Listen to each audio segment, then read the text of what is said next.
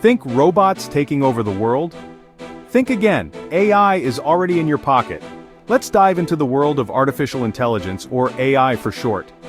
AI is when machines perform tasks that usually require human smarts, like learning, problem-solving, and decision-making. There are two main types, weak AI and strong AI. Weak AI is like your virtual assistant, good at specific tasks. Strong AI, that's the sci-fi stuff, machines with human-like intelligence. AI is not just for tech geeks, it's transforming healthcare, finance, and even transportation. Think self-driving cars and personalized treatment plans. How does AI do it? Through learning, reasoning, and self-correction. Machine learning and deep learning are key players here.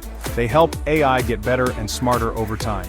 Sure, AI has its pros and cons, but one thing's clear, it's changing our world in ways we never imagined.